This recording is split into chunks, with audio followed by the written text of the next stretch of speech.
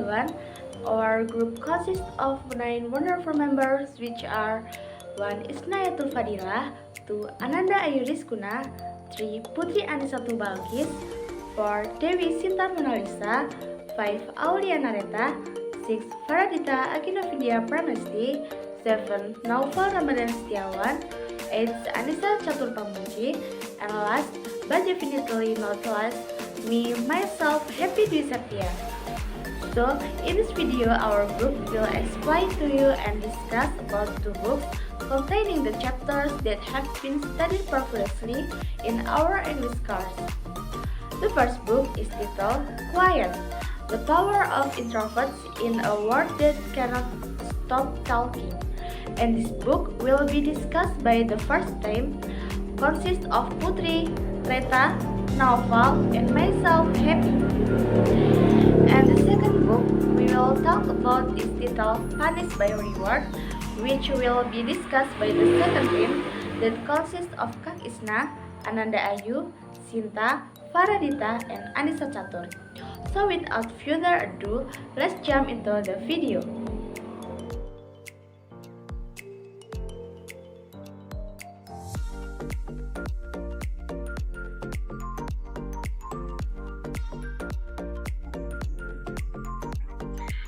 Hi guys, how are you?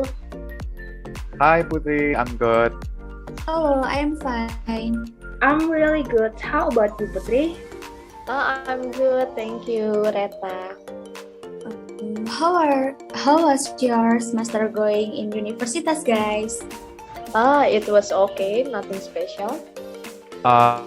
For me, it was really good. You know, my English professor asked us to read 2 books in the span of 6 weeks. It was so fun. And one of the books that we read that interests me was titled Quiet. Oh wow, I've read that book too in my last semester. It was so fascinating. Really? That seems fun. Can you guys tell me, Areta, what is the book about? Explain the outline of the book. What is the chapters of the book talks about? Okay, I will explain it to you guys. So the book is titled Quiet. The Power of Introverts in a World That Can't Stop Talking. It is a nonfiction book written by Susan Cain. The main idea of the book is the argument by Susan Cain that introverted people who value quiet and solitude to be creative are as able as extroverts to be transformative leaders. There is 12 chapter, which includes the introductory chapter. So I will explain to you the first half of the book. So it talks about the history of how extrovert ideals became the main ideal. Cain says Western, and in particular American culture, is dominated by what she calls the extrovert ideals, described as the omnipresent belief that the ideal self is gregarious, alpha, and comfortable in the spotlight. And it rises because of and aligned with the rise of industrial America in the late 19th century, before which a culture of character dominated, and after which a perfect storm of big businesses, urbanization, and mass immigration changed America into what historian Warren Sussman called a culture of personality, in which perception overpowers truth and there is the rise of salesmen. It also talks about the deadfalls of the extrovert ideals. Cain stated that we cannot be in a group of people without instinctively mirroring each other, and groups follow the most charismatic person, even though there is no correlation between being a good speaker and having great ideas.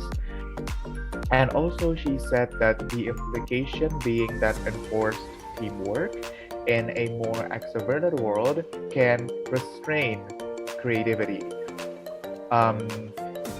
Cain, in defining the 2 personality type, explains that the definition of introverts is having a preference for a quiet, more minimally stimulating environment.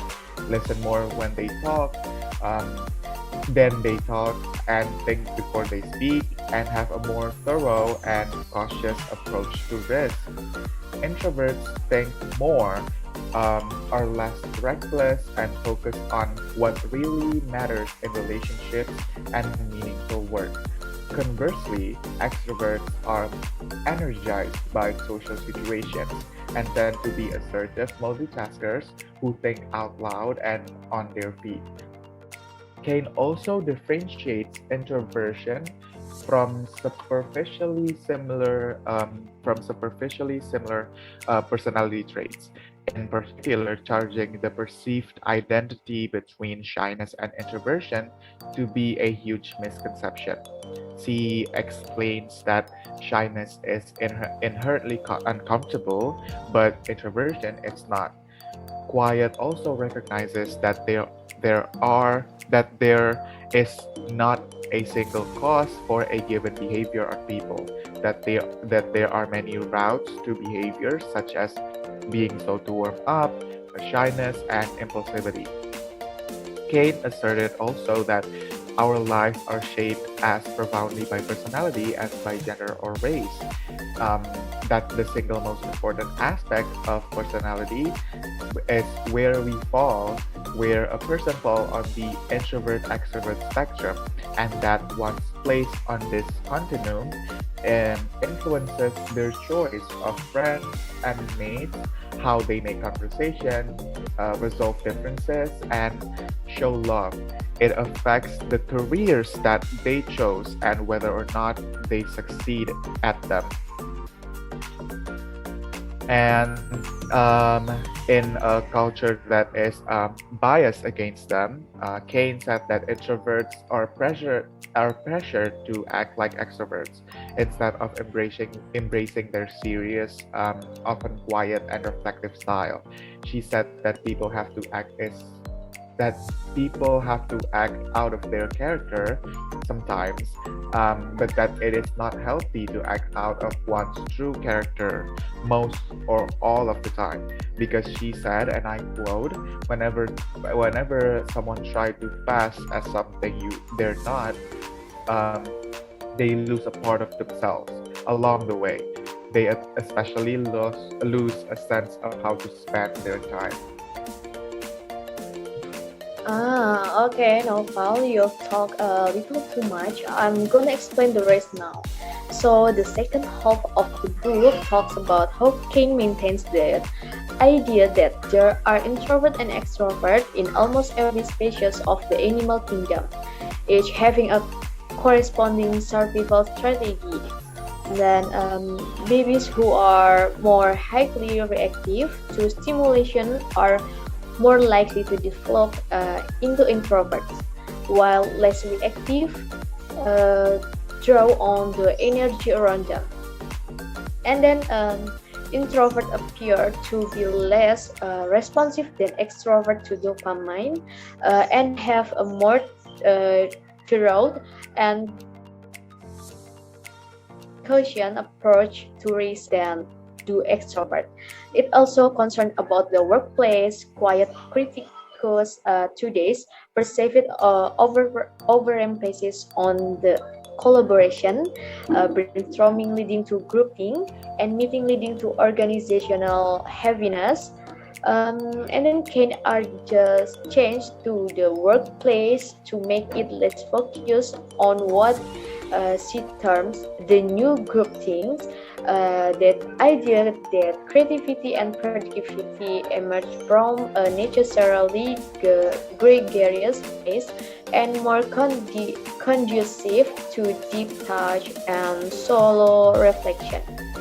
And on personal relationship, Kane has noted that people of different temperament who become involved in personal relationship can encounter misunderstanding and conflict.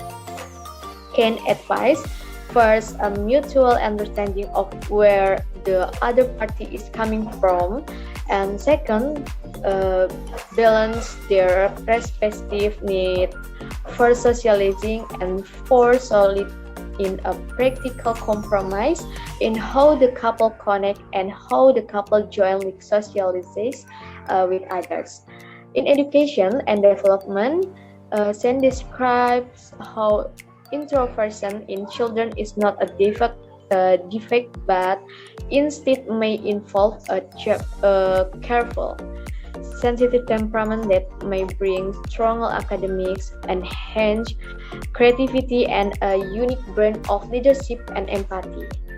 Kane advises that students need more privacy and autonomy and should be taught to work together but also how to work alone.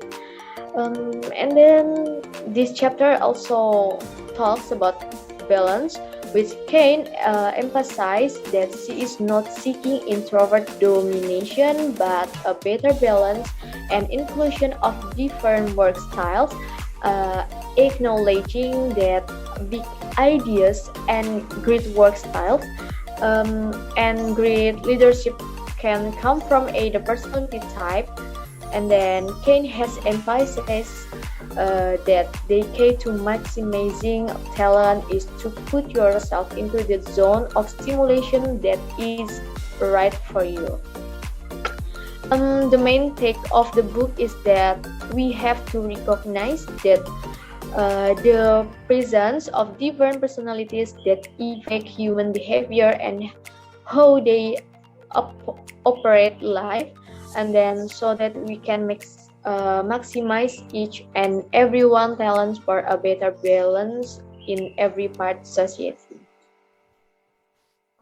Wow, what an amazing topic. I didn't even realize how the extrovert ideals have dominated a big chunk of society way of life.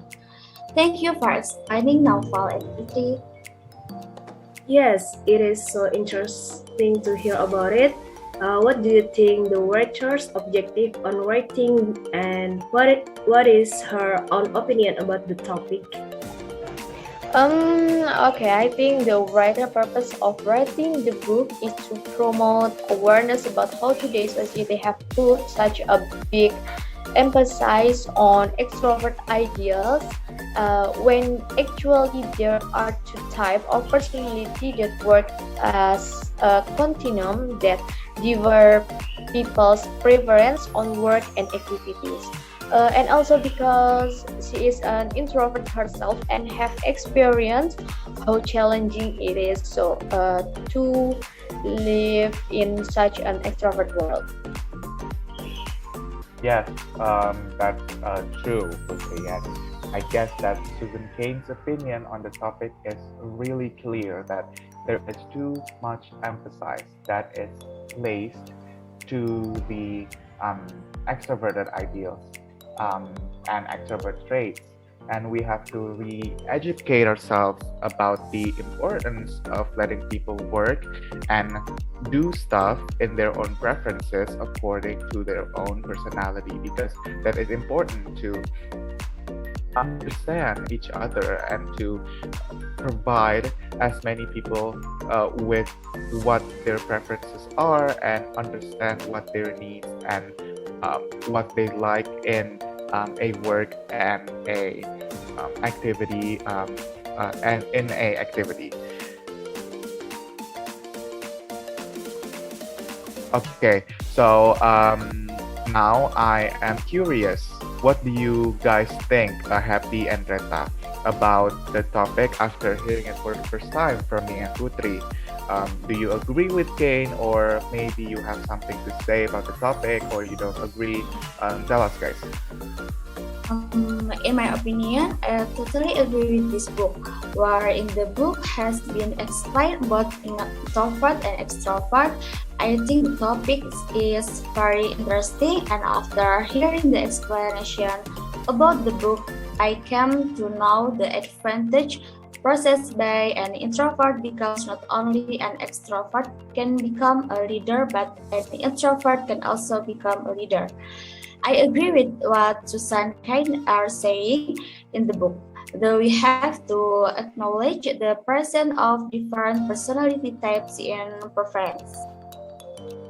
I do think this book has so much information and does give many insights about different type of personality and how it affect people. But I don't agree with what the book saying that introverts should just be themselves and don't have socialize because it's their traits. No, I don't think what the book implying there is good because at the end of the day, humans are still highly social being who should try to socialize as much and as wide as possible.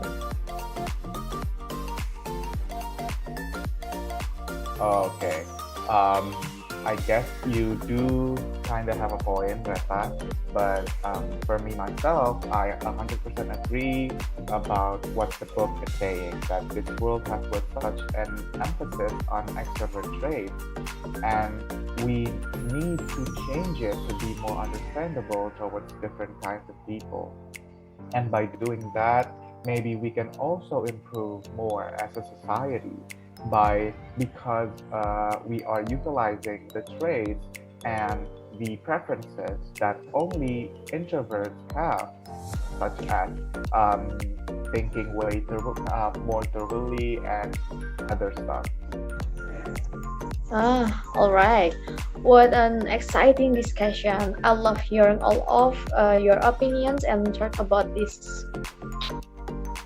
Mm, about this. Yes, thank you for explaining the book so perfectly. I learned something new today because of your guys. Of course, it is always so fun to be able to spread some knowledge that we already have and also start a fruitful conversation because of it. Thank you guys. Hope we can get another convo like this.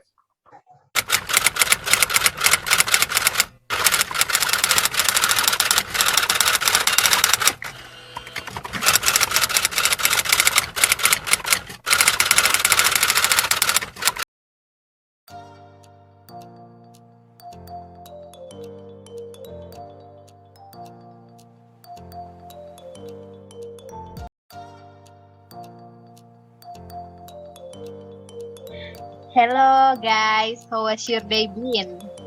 Hello, Cha. I'm good. Uh,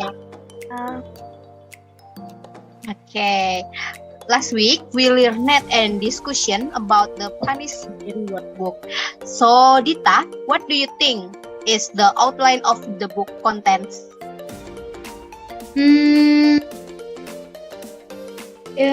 Book's contents it's talking about punishment by reward. So in chapter 1 and 2, there's a talking about where the best way to get things done is to reward people when they act the way we want them to. And scholars have debated the meaning and traced the development of the intellectual tradition, namely behaviorism. This is the essence of behaviorism, and it is the starting point of the investigation. One of the first things we realized when reading his books is that it is difficult to offer a different illustration of the man's view.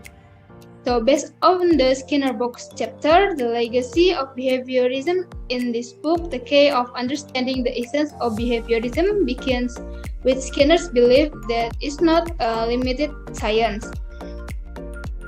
The way we sometimes talk about our daughter and son reflects this view of the parent-child relationship as pleasant enough for a commit behaviorist.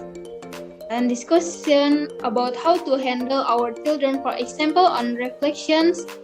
This seems a rather odd verb to use the context of a relationship with another human being. And in this chapter 3, it's talking about rewards work. Based in the short term, it takes an ever-present reward for behavior change to last. In chapter 4, It's talking about rewards work best in the short term. It takes an ever-present reward for behavior tends to last.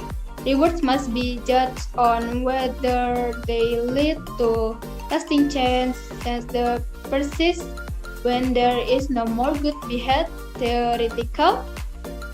But some people are interested in seeing some change better made of themselves so that the rewards are no longer needed to sustain a change.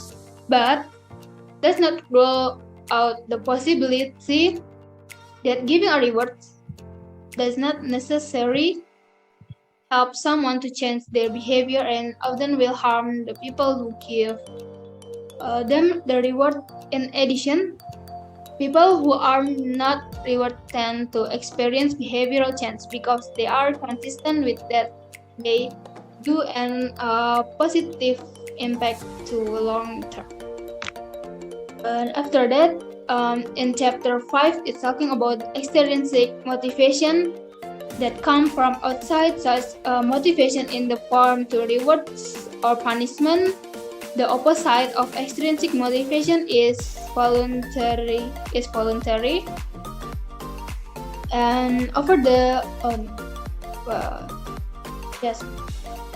over the years, Edward and Richard and others who have graduated from the psychology department at the University of Rochester have proposed and refined this explanation. So, and in the chapter 6, it's talking about the children have an intrinsic desire to learn. Praise and manipulation can only serve to cripple that natural motivation and replace it. If we praise people, they tend to do what we want, but which not only benefit ourselves but also give us a sense of strength. Praising people efforts might signal that they have to try really hard because they people are not good at what they do. And in the chapter 7, it's talking about how one's commitment to reward is earned for a job well done. So there is evidence that extrinsic motivation present in the workplace are not only ineffective but often positively counterproductive. But in the chapter 8, it's talking about firstly there are 3 facts about students learning motivation. Then it's discussed about making students learn, and lastly, 2 writers work with severely disabled children. In chapter 9, the troubling news is that the rewards and punishment given to children are worthless in the sense that they have no long-term effect, or at worst, they can be destructive. But in this chapter 9, reward and punishment can only change children's behavior in the long term. But reward and punishment will apply in a relatively short period of time and temporary compliance. Considering the long-term effects of punishments, Skinner have argued that when we punish someone, we are simply teaching them but what they should not do and offering inadequate guidance on what they should do. In chapter 10, it's talking about instead of spending money on new performance appraisal technique, start thinking about why people are being evaluated. So of that, a change applied procedure does not have a lasting impact because it does not stop to reflect on goals and motivate. In chapter 11, it's just talking about teacher to effort to minimize the silence of grades is more challenging. One of the most exciting developments is modern education goes by the name of cooperative learning and has children working in pairs or smaller groups. So, the reasons for giving children choices can provide benefits for teachers. So their work is more interesting when it involves collaboration with the students to decide that what will happen and to ensure that students have an opinion. Children have an opinion on what they are doing throughout the day. And in the last chapter, it's talking about good children without knickknacks out of control because of boundaries and structure can be supported most easily when their goals are defensible. But sometimes besides the kid will walk away and think that he can repeat whatever he did. This concern betrays certain assumption about the child motivates, namely that the child tends to do what he can and will continue to do until he is probably the time. Yeah, that's for me. From what I know that like that.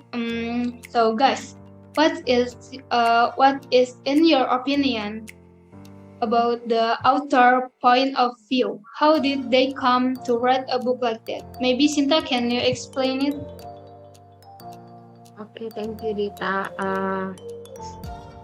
According to the author in this book, based on the Skinner book Capture, the legacy of behaviorists in this book, DK understanding the essence of behaviorists begin with Skinner belief that it is not limited to science, namely telling us all the things we need to know. Some science philosophers assume that all true knowledge is scientific knowledge. Human must be analyzed in exactly the same way we analyze chemical compounds or the way plants grow. Watson said freedom is just an illusion. In this last opinion, that from a purely pragmatic point of view, pop behaviorism usually fails to produce consequence. The law of effect, which states that behavior that lead off to positive conversion will be repeated, was enacted by Thorndike. There are two types of learning theories, namely classical conditioning in the effect with Pavlov dog and operant conditioning in the Skinner right. Operant conditioning, on the other hand, is concerned with how an action can be controlled by bit stimuli that come later than before. From the author's point of view, that's how it is. So, what do you think about the book?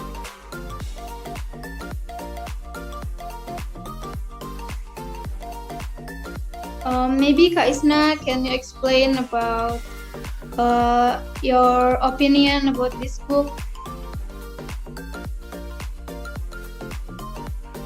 I will tell you my opinion about this book.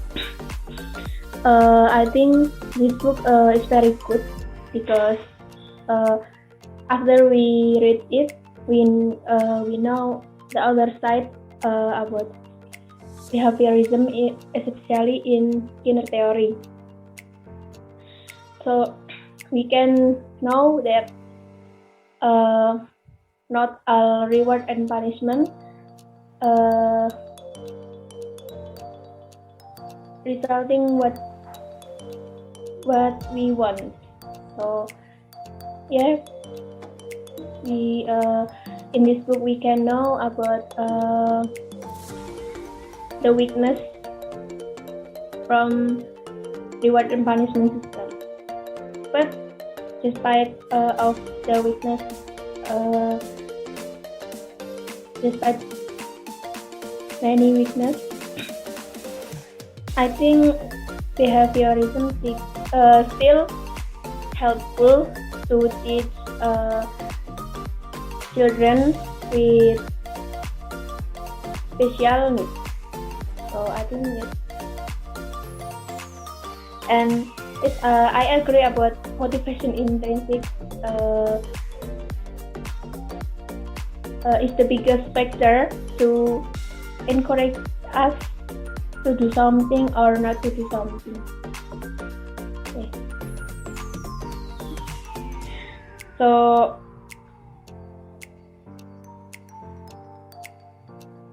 what's your opinion about this book, Ata? Okay, thank you, Kak Isna. Now I will tell you guys about my opinion in this book. I agree with statement in book 2 regarding how gift or reward can increase motivation, why motivation and rewarding fail, whether reward giving is effective.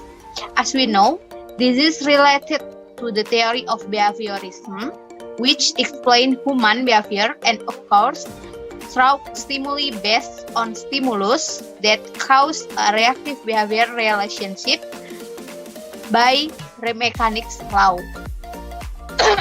And learning is a process of behavior change as a result of interaction between stimulus and response. To make someone want to change their behavior or follow what we want, we need gift or rewards. Yes, in everyday life, of course, we often encounter this. For example, I will give you an example. Mother will give a reward or gift for her child if her child success in winning at school or if her child can get score in their school. Sorry. And in my opinion, what is conveyed in this book is clear that giving a gift will change a person's behavior, whether it be long term or short term. And yes, we often find this in everyday life. The book too provides quiet, detailed, and easy to understand explanation, and theory explained is also equipped with simple examples that are easy to understand. The material presented in this book is also completely correct in my opinion, because what they discuss in this book is related to daily life and how behavior will work if it's accompanied by giving gifts or reward. For example, in chapter 3, it was mentioned about rewarding is effective for making people behave in a curtain. Why? Because they need rewards to reinforce and they desire making behavior. I think it's true, because to motivate someone, because to motivate someone to behave in certain way and stimulation, reward are needed. So we need reward for motivation someone to someone can change their behavior. Oh yeah. Talking about motivation, I also agree with the discussion in the book regarding extrinsic motivation and intrinsic motivation. Of the many extrinsic motivation possessed by humans, in my opinion, reward and punishment are the most influential motivation for human behavior. To change human behavior requires a reward and to make the wrong behavior of human disappear, punishment is needed. Then for intrinsic motivation or motivation that are seized from within oneself. I also agree with that confided in this book because for us to be able to live our life and behave well, we need pleasure and encouragement from within ourselves for this. Without these two motivation, in my opinion, humans will not be able to behave properly and in accordance with applicable norms because the beginning of the emergence of human behavior is based to motivation, not only about price or awards. I also agree with that confided in this book regarding price. We need to give prize to others when they have done something or good achieved a goal. The way someone will feel more appreciated.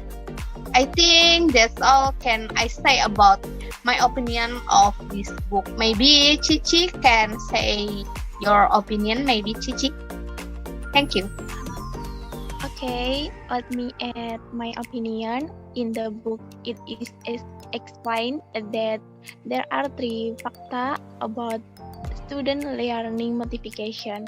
Number first, that young children shall not be rewarded for learning, and second, at all ages, reward are less effective than intrinsic motivation in promotion effective learning, and lastly, give or reward can weaken intrinsic motivation in a person. And I disagree with first facta about your children who shall be not a reward for learning. Why? I think giving appreciation in the children learning is very important. That offer in encouraging the spirit in them will increase and they will be happy and will be more active in learning. Okay, maybe Dita, your opinion? Yeah, let me add my opinion. For me, I'm disagreeable with this book because we cannot motivate people, but we can do is set up condition to maximize the chance that they develop a genuine interest in that what they are doing. We have to create the condition for authentic motivation to changing the way works are treated may boost productivity more than changing that way they are paid, or look for the problems that need to be solved and help people solve them, but don't make them feel like they are under surveillance. Maybe we can talking about provide plenty of feedback for them, for children, but on what's going well, what needs improvement, and how to change, and understand the deeper issue rather than simply reaching for the seductive simply of an incentive-based system. But in this book, it's talking about punishment and reward. So first, let's make sure we agree on our first premise that a number of people seem to think we call it consequences or insert the modifier logical, then it's okay. but logical consequences is an example of what I call punishment life, a kinder, gentler way of doing things to children instead of working with them. So, having said that, I will move to rewards. Rewards and punishment are both way of manipulating behavior. So they are two forms of doing to students, and to do that extent a lot of research that says it's counterproductive to say to students do things there, or is what I'm going to do to you also applies to saying do this and you'll get that. Like at Desi and Ryan at the University of Rochester are right when they call rewards control through seduction. But back again, about motivation, we can motivate people, but we cannot motivate people, but we can help the people to find their motivation, or to push they to reach their dream. It's for me. Maybe Shinta, you have any opinion? Okay, I agree because my opinion based on my personal experience is my parents never gave me a reward when I did something, because if I was real after doing something, later I would do something else just because of the reward, not because of my own natural desire. But that doesn't mean my parents never give. There were certain moments when my parents gave gift.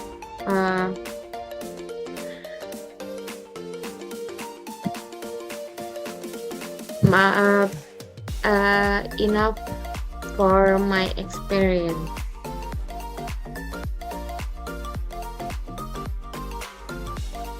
Okay. Does anything from your experience in match with the books? Maybe Ananda Ayu, do you have any experience match with the books, or? Yeah. I have several experience that coincidental met the content of this book. Well, the first is explained in the book that the greatest tool in modifying behavior that can be applied in everything such as education, work, family, environment, according to Skinner, is pride. Pride can be applied in raising children, manage class, and manage players, because giving praise make a person feel a praise for doing something, and then get a reward and rewards. That is true. Okay, and I have experience then when I was at school, when my teacher asked a question at the end of the time out after delivering the material. Usually, my teacher will give additional mark and had an opportunity to leave class first from the child who could answer it. And I initially did not never want to answer, but when I found out that by answering I could get out of first class and get editing marks, I often answer it, and then promote me to do it over and over again, because I feel happy to get the opportunity to leave early, and the award her was in that form of that add values. And I have experience. Second is regarding a person good self-control is the key in predicting people's interesting and success in work and school, able to make good discussion and be responsible for the decision that have been taken. One way is to given the choice and ask them to choose one of the options that have been given. In my experience, that when I graduate from high school, I was given to freedom to choose whatever to continue my study or works, and my parents did not force one of them, but leave all the decision according to my interest and desire. And I agree that good self-control is a variable for one's success in both work and school. Given this opportunity, I chose a job according to my interest, namely continue to study, and so I can live this well and I enjoy it. Maybe I go with that. Thank you. Oh wow, that's so good experience met with the book. Oh my god, but it's too late, but it's very exciting to discuss and sharing with you guys about this book. Thank you so much, and maybe we have to end this discussion. Yes, of course. I feel so happy too can discuss with you guys. Thank you guys. So thank you so much. So see you for tomorrow. We must take a rest now. Bye bye. Bye. Thank you. See you guys. Thank you.